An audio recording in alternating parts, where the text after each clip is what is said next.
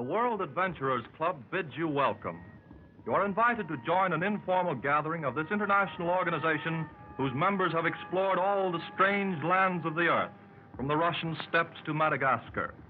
Here you will meet men who have dared adventure in every form: explorers, travelers, big game hunters, war correspondents, and international diplomats. The members of the club invite you to pull up a chair and listen to a tale of the royal road to adventure. Off with the Jolly Roger boys, and off we go to sea. There's heaps of fun when the Jolly Roger's hung, and the wind is on the lee, and the wind is on the lee. Blow high, blow low, it's off to sea we go, without a single light in the pale moonlight. Us bold buccaneers will go. Here's to each man of the jolly, jolly crew, who sail the deep blue sea, who sail the deep blue sea, sail the deep blue sea. With the jolly, jolly Roger, fine, bold and free, and the pride of a Spanish name may be. And then home we come, yo-ho, yo-ho, and the girls will be waiting on the quay. I know, for the man who sails the main, for the man who sails the main, yo-ho, yo-ho, yo-ho, yo-ho.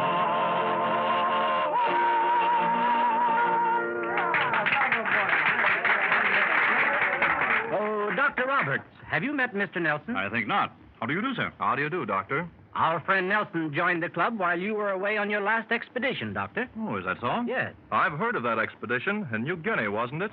Yes, Papua, to be exact. Few people realize that Papua is the second largest island in the world, second only to Australia. Mention Papua, and most people visualize it as a small island of the South Seas.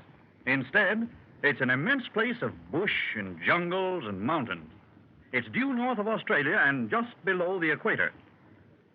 I noticed that most of the cartographers designate it as New Guinea, but I prefer the original name of Papua. Gentlemen, I suggest that we draw up some chairs and ask Dr. Roberts to go on with his story of Papua. Oh, well, now, just a minute. I had no intention of giving a discourse on that expedition. I'm afraid you can't avoid it, Doctor. It's been 6 months, and you've circled the globe since you visited the club, Doctor. I think he's due to explain where he's been. How about it, boys?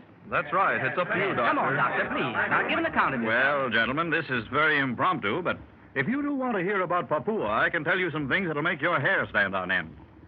First of all, my object in going into the little-known interior of that country was to reach a native tribe that had not been seen by white men. It was my desire to visit them as a friend, observe their mode of life, and, if possible, bring back to civilization with me one or two of these natives who had never been touched by the white man's world. This I succeeded in doing, but in a method that I never anticipated. If I'd have foreseen the perils of that trip, I doubt if I could have been forced to take it. Yes, that's what you say now. But if you had it to do all over again, I'll wager you'd be ready to leave for Papua today. Perhaps so. There's no appeal like that of adventure. At any rate, I had an unusual expedition. I wanted to make speed, and I found speed absolutely impossible. It takes weeks to batter through the jungle, and the rivers are sluggish and full of crocodiles. So I tried a new idea. I got a small hydroplane, fitted it out at Mabu on the coast with a crew of 2 white men, and I was ready for Papua. You mean to say there were only 3 men, including yourself, in your expedition? That's all. It meant that we didn't have to depend upon natives, and that was a blessing, as I never can get black boys to work hard for me. With the hydroplane, we could fly over the jungles as long as we followed the general course of the river. Whenever we wished to land, it was a case of dropping down on the surface of the water. I carried enough supplies for a week of cruising and figured that I could accomplish the purpose of the expedition in that time. Simple, wasn't it? An excellent idea. I had a base established about 200 miles upstream, where I could replenish gasoline and other supplies. And then we headed the plane's nose for the heart of the unknown. My companions were Jackson, a pilot, and Gale, a navigator.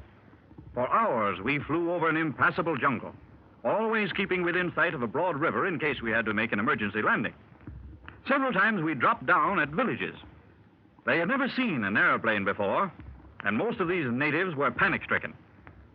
As we progressed toward the interior, all signs of life disappeared, and I knew that we had passed the farthest exploration point of white men.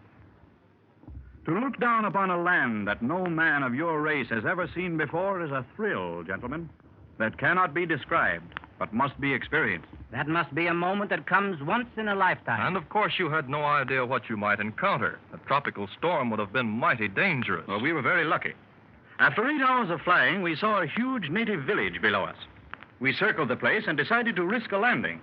We had no means of knowing if the natives were hostile, but we decided to gamble our skill with theirs, and so we dropped down.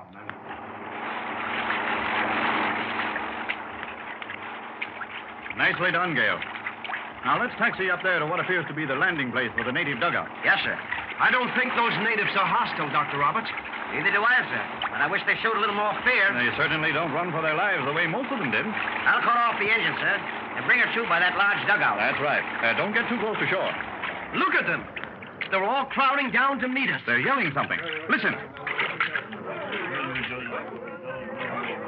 Well, that means little to me. I think they're trying to welcome us. And naturally glad to see us, sir. Oh, there comes a chief, all dressed up in war paint and feathers. You boys keep an eye on him and don't let any of them touch the plane, while I can see and try and find out about the people.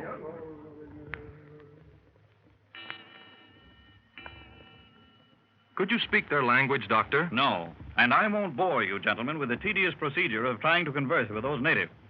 I used 2 or 3 combined native dialects, and by making the savage repeat many times and by guessing at almost half the words, I gathered his meaning. It seems that he was not the chief, but a kind of medicine man. He was a doctor for his people, as I am for mine. But unfortunately, you weren't from the same medical college. Not by a wide margin. But he made me understand that his chief was very ill, and he had cast a spell to cure the chief. He thought that our appearance out of a clear sky, so to speak, was a token of good.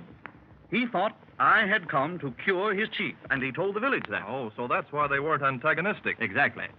They thought I was some strange god that their medicine man had conjured to come and cure the dying chief.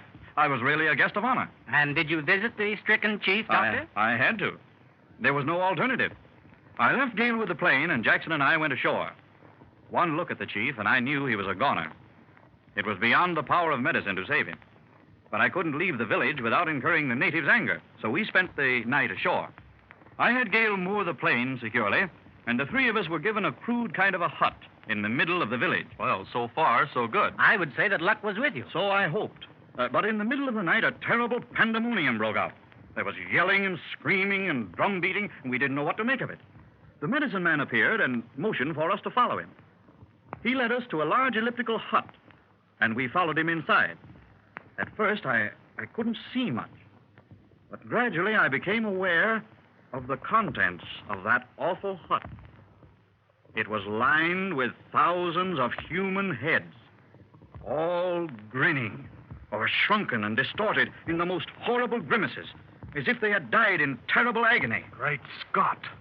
There we were, surrounded by 1,000 mummified heads. Dozens of natives were watching us, and it was only too obvious that our heads were to be added to those of that terrible hut. I thought they looked upon you as a god. They did at first, but the medicine man told us that the chief had died an hour ago, and now they blamed us for his death. They meant to murder us as a sacrifice to the dead chief. They brandished huge clubs and knives, and in another minute we'd have been decapitated. Of course, in a moment like that, one acts first and thinks later. With a yell that equaled that of any of the savages, I whipped out a revolver and shot 3 of them on the spot. Justin did the same thing. And Gale picked up a war club and smashed a huge hole in the side of the hut. This sudden attack of ours surprised the natives for a brief moment, and we made a break for our lives. We rushed to the river and the plain, firing at anything we could see. Behind us, 1,000 murderous, yelling headhunters came whooping.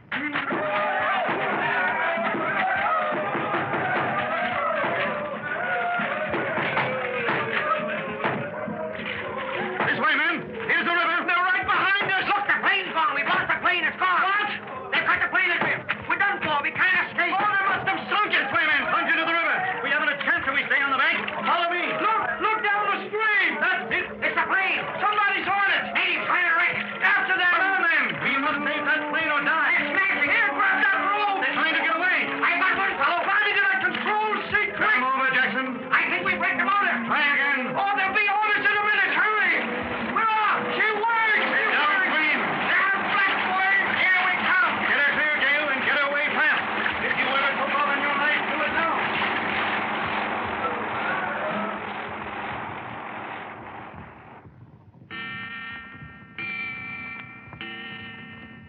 Well, that was a lively night in Papua.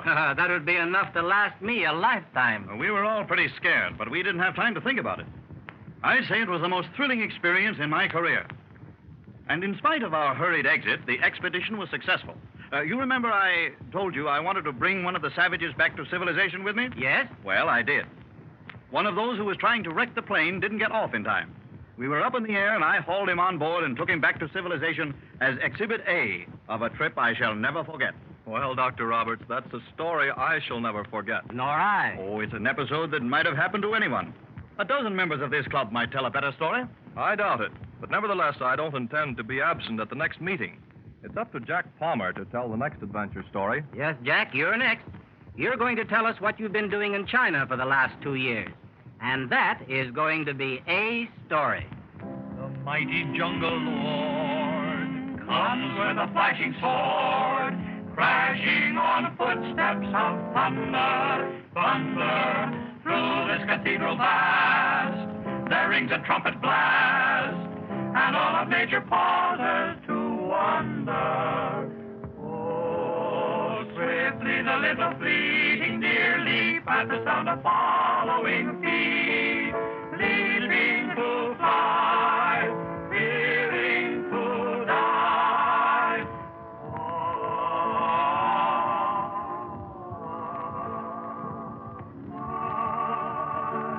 In the jungle deep, and the river lies sleeping, dreaming.